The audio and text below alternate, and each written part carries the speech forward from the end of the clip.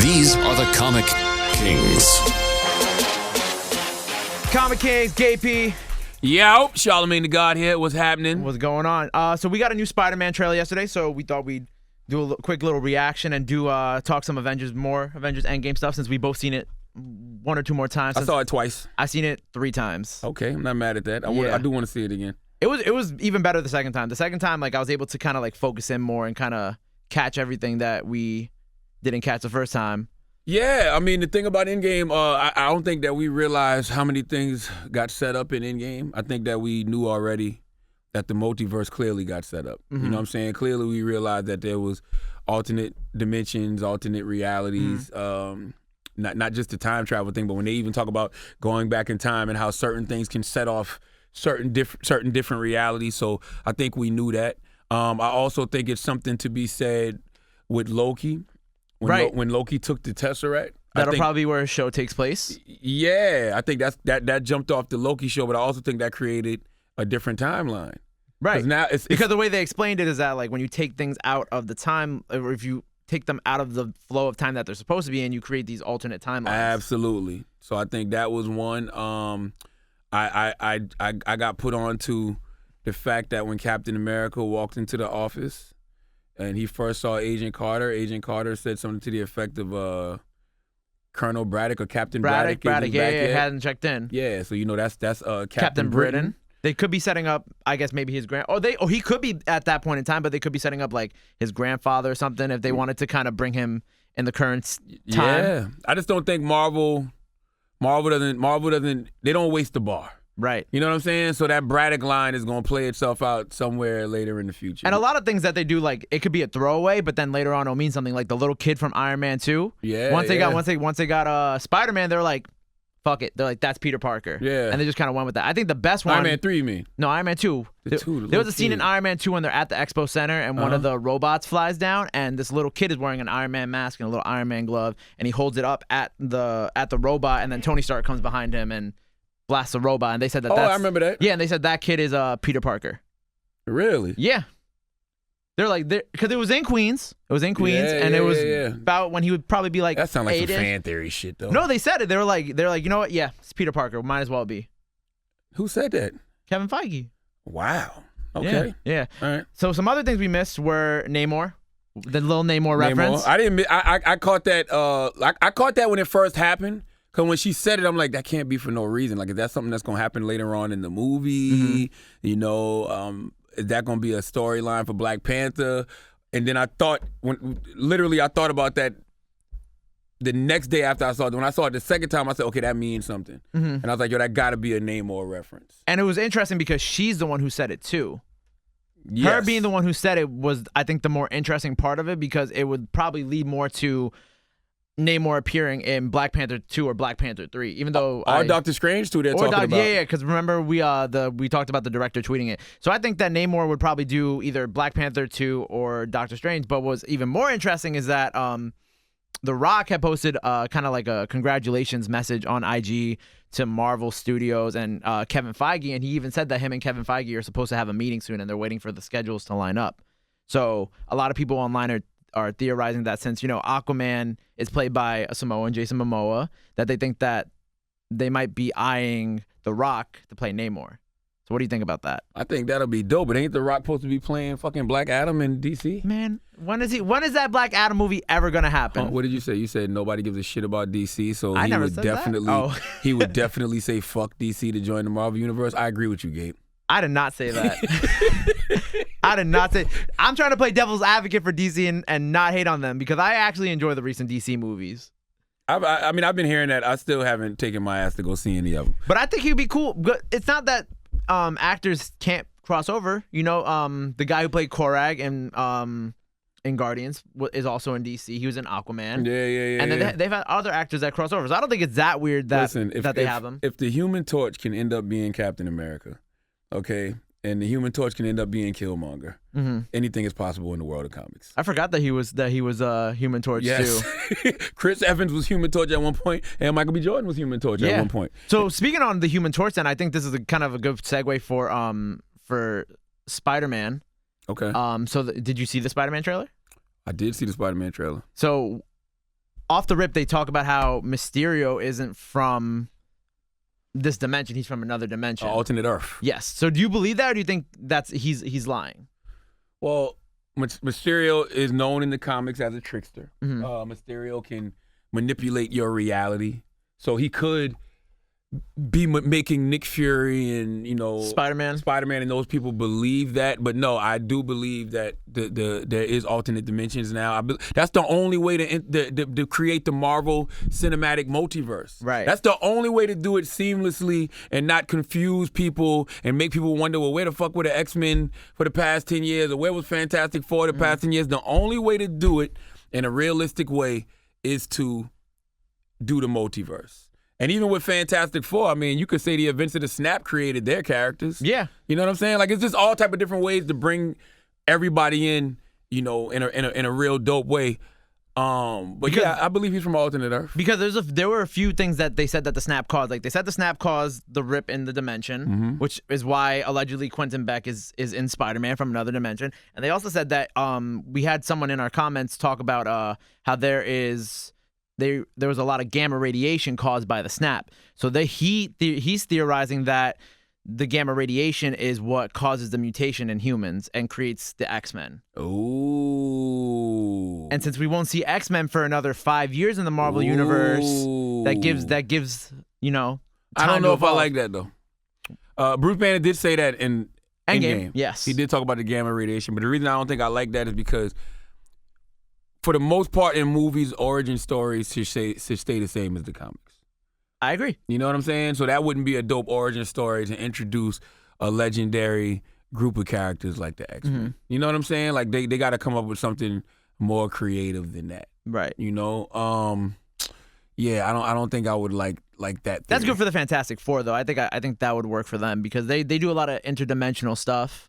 Fantastic Four could work for, but even Fantastic Four got like a really dope origin story. You know what I'm saying? Mm-hmm. Like, I listen, it's gonna be interesting to see how they connect all the dots in the next 5 years. But one thing that we do know is there is a Marvel Cinematic Multiverse. So in a Marvel Cinematic Multiverse, anything is possible, and anything can and will make sense. Right. For the most part. Right. So with the Spider-Man trailer, how did you feel about, I guess, the whole, like, this, how it connects to Endgame? Because, it opens up and he's in the Iron Spider suit, which I was surprised because I thought we were done with that. I thought we weren't ever going to see that again. And he's looking at the big picture of Iron Man, and he's talking to Happy, and they're both, like, crying it out, and he looks like he's really broken. So how do you feel about how it, like, connects to everything? I mean, I can't wait to see it. I mean, the trailer definitely connected to what we saw in Endgame, but I can't wait to see what the whole totality of it is. Right, because we're definitely not seeing the whole thing. Absolutely. And, I think that with Nick Fury in this movie, we're going to get a lot of answers to things. And I think that's why, even the so-called holes that are in Endgame, which isn't a lot of them, it's mostly the Captain America stuff. Yeah. I think that we're going to get a lot of answers to those things in Endgame because of Nick Fury and his relationship with Spider-Man. And it feels like they're trying to groom Spider-Man to be like one of the next leaders of the Avengers. Because in the trailer, he said that the world needs a new Iron Man. And then, like, it cuts to a scene of Nick Fury saying, are you going to step up to the plate? Absolutely. So I think Nick is going to be basically just giving him a lot of intel. You know what I'm saying? When the president gets into the White House and they start downloading him on all of the things he may not have known. I mean, they don't do that with Trump because they know he'll tweet about it. But they'll tell you about the UFOs and Area 51 and all that shit like that. I think that's what they're going to give Spider-Man in this movie. Yeah, and it was interesting seeing, I think that what they've done with Peter Parker so far has been, like, amazing because all of his movies kind of are, like, very interconnected to everything going on. Like, Homecoming was very interconnected with the first Avengers movie because of all the Chitauri stuff and Avengers Tower. And this one is very connected to Endgame and kind of serves as like a nice little setup for what's going to happen in the future because, like you said, they're going to answer, like, a lot of questions with what's going to happen to the rest of the world, the dimensional stuff, how people are kind of, like, dealing with the loss of Iron Man and how they're going to, like, kind of move going forward. Yeah. So so I saw this really cool theory about Miles Morales, and how, like, Childish Gambino plays his uncle, Prowler. Yes, the Prowler. Yeah. So one of the theories that I saw is that after the snap, Miles and his uncle didn't get snapped, and instead Miles aged 5 years and his uncle Aaron aged 5 years. So during that time, they were thinking the theory was, like, saying how, like, small time crime wasn't really regulated, and how now that could set up Miles to be in the MCU going forward, because now he's older. He's probably maybe like 13, 14, like about the time that Miles becomes Spider-Man, and his Uncle Aaron may have, in those 5 years, may have become the Prowler. What do you think of that? I think that would be dope. It's going to be weird introducing Miles Morales into the MCU, being that we just got this movie, though, the animated film. You know what I'm saying? It's almost like, do we keep that in that world? But they already hinted at him. And what movie was that when Donald Glover played Prowler? Homecoming. It was Homecoming. That was Homecoming, yeah. They hinted at Miles Morales being in the world. So you would think that he would come around sooner than later. And what's up with the black Spider-Man suit? Okay, so that suit, I think, so he has like 4 suits in the movie. Okay. He has the Iron Spider suit, the regular blue suit that he got from Tony, a suit that has like a little black on the side. I'm not sure where that comes from. And then that suit, I think, is given to him by Nick Fury.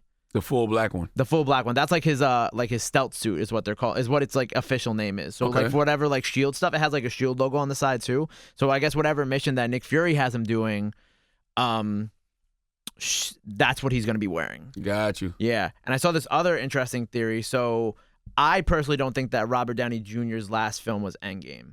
Really? And here's why. And if you don't want to be spoiled, you could click off now. But my theory is that Mysterio creates illusions, and probably like a lot of the villains in this movie are going to be his illusions. So what if, and he's also going to be building a very like uncle-like relationship to Peter Parker. So what if Mysterio creates an illusion of Tony Stark at some point in the movie to kind of get inside Peter's head? That makes sense. Also, man, when you dealing with the multiverse and alternate dimensions, none of these characters are gone now. Like, there's a Tony Starks that exists somewhere. But I don't think they would ever want to bring like him back. I think that in this universe is like it's over. You know what I'm saying? Because especially because of the money reason. But I think that they wanted things to have like a definite ending in Endgame. And that's why, with the multiverse being a thing, I don't think that they would bring Robert Downey Jr. back. Maybe they would cast someone else to play a Tony Stark and bring him in. But I don't think that they would ever, kind of bring him back that way. They would have to pass that torch, though, don't you think? Yeah, but I think that's kind of that's the position that Tom Holland is filling.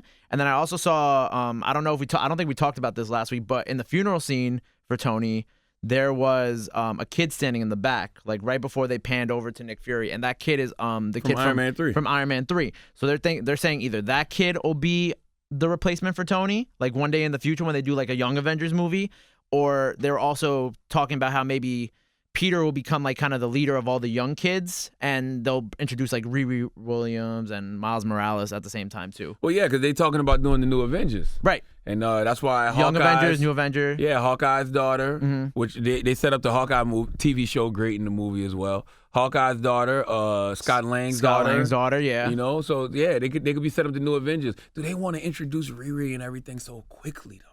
But see, that's the thing. I still think that they're gonna take their time over the next 5 years doing all this stuff, because they're gonna do all the solo movies and the Guardians and whatnot. Which also I was doing a little bit of reading, and a bunch of the original Avengers still have 2 movies left on their contract, because when they signed these deals, they signed 6 movie contracts.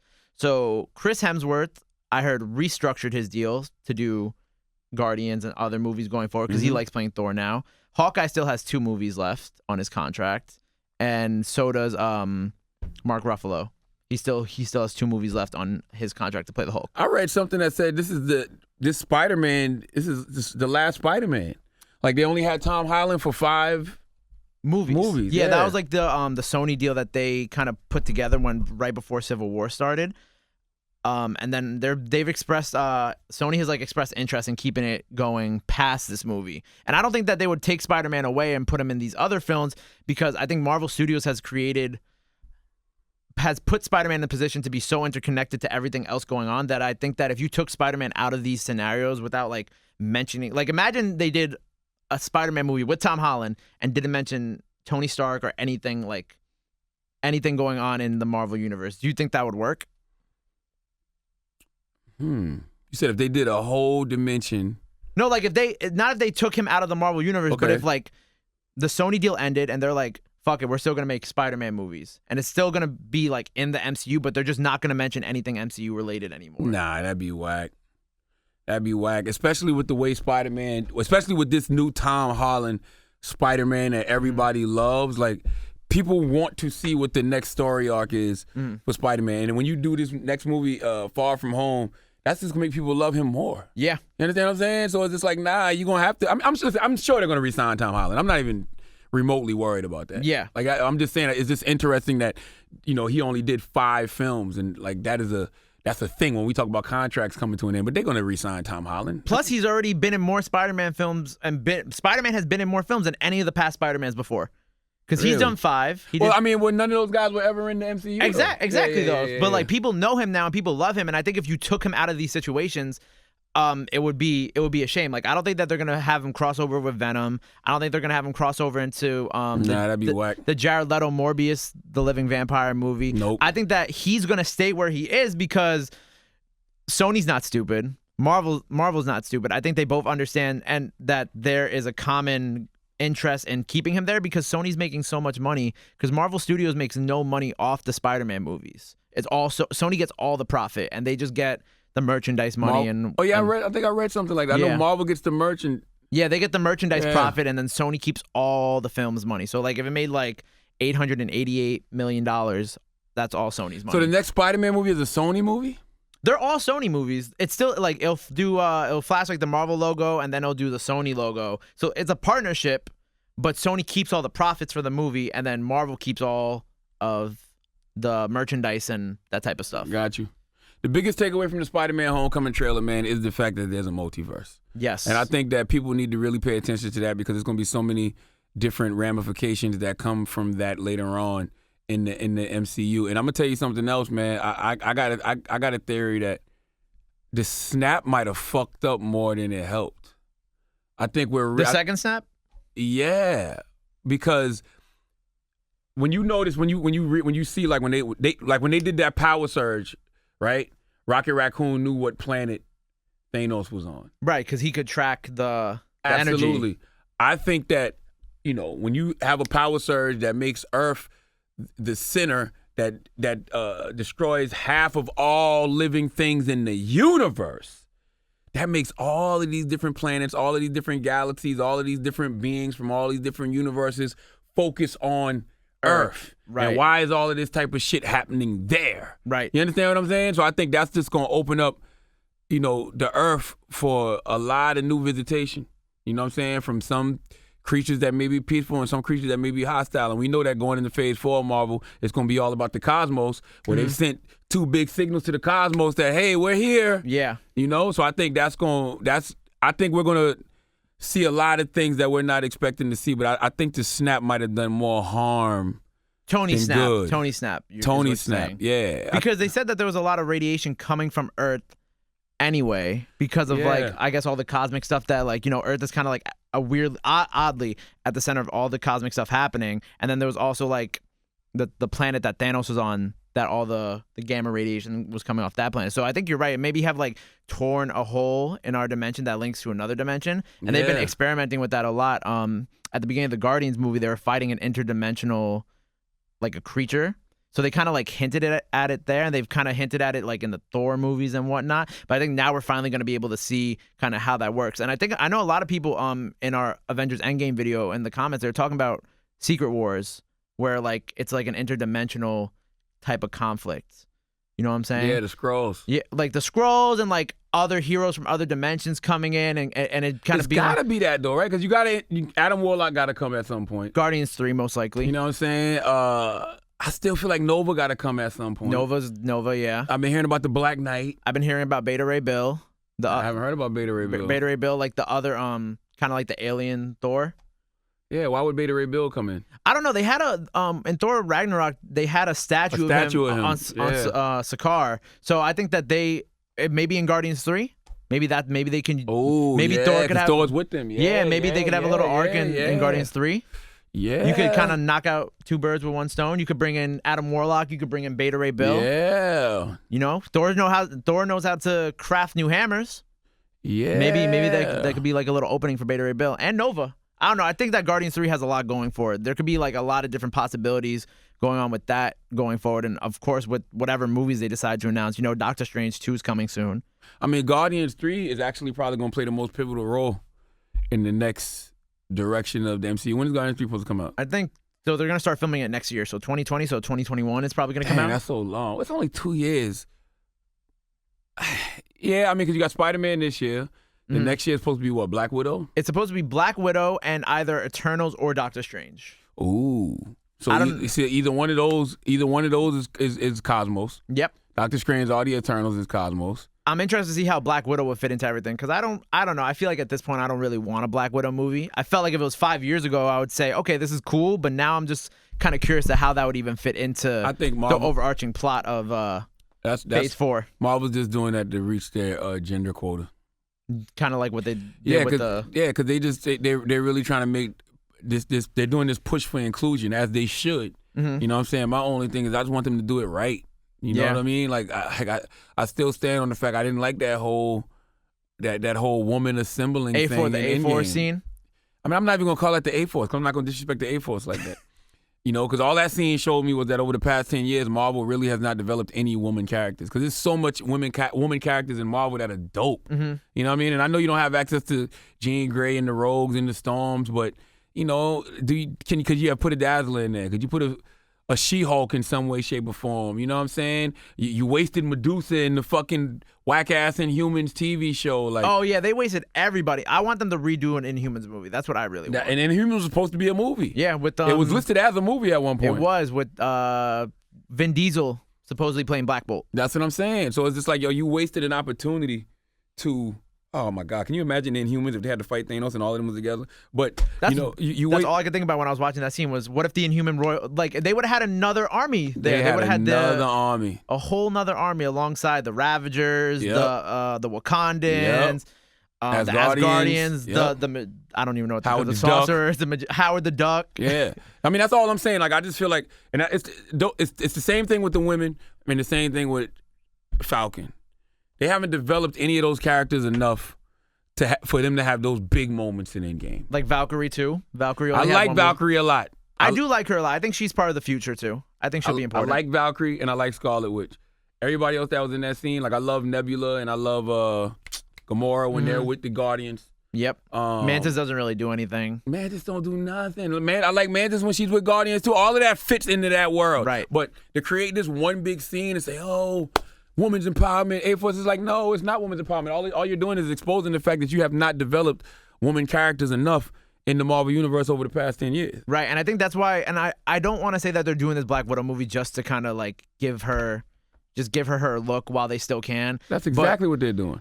I mean, I honestly, like, I'll be honest, I don't want a Black Widow movie, and not because, you know, it has anything to do with, you know, not wanting to build up these women characters, but like you already gave Black Widow her ending. You already kind of like gave her ending. She's already gone through all this stuff since Iron Man 2. That spot could have gone to, I don't know, give it, you know, do something else. Give that spot to Shang-Chi.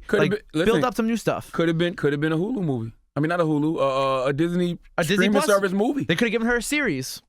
You could have gave her a series. I would have rather a series. I'll watch a Scarlet Witch. I'm not Scarlet Witch. I'll watch a Black Widow prequel TV show. You know what I'm saying? Just to see, because we don't know anything about her really. Yeah. So I'd love to see how she got into that position. You get the little visions from Age of Ultron, but you don't get any other backstory besides that. Absolutely. It's just like with Hawkeye. They're giving him the TV series. I'm 100% going to watch that because, you know, I might not want to watch a Hawkeye movie, but I'll watch a Hawkeye TV series because then they'll have more time to flesh out the character and his daughter. At this point, let me tell you something. After the 10 years that Marvel has given us, and the way they close with Endgame, because it's very hard to close. There's comics that I was never interested in, but I went to go see the movies. I was never interested in Ant-Man when he wasn't with the Avengers, but I went to go see an Ant-Man movie. I was never interested in Guardians of the Galaxy, to be honest with you. Nobody knew who Guardians of the Galaxy were. But I loved them. You know what I'm saying? So it's just like I would go see a Hawkeye movie. I would go see any movie Marvel gave me at this moment. We're going to see a Shang-Chi movie. Right. I didn't fucking know Shang-Chi in the comics. To be honest with you, I didn't know who Shang-Chi was. I know he was an Avenger at some point, but I didn't rock with Shang-Chi in the comics. But now that they're talking about, you know, Kung Fu movie and all that, it's just like... It sounds dope. It's another lane. It's another lane. They messed up Iron Fist so bad, though, so they got to get Shang-Chi right. They have to do Shang-Chi right just to make up for everything they did wrong with Iron Fist. Absolutely. But yeah, so that was our little Far From Home review. Yes. Trailer review, and, you know, we covered a little bit more of the Avengers Endgame stuff. Signing off for this week. That's it, baby. Gabe P. Charlamagne the God. Catch you next week.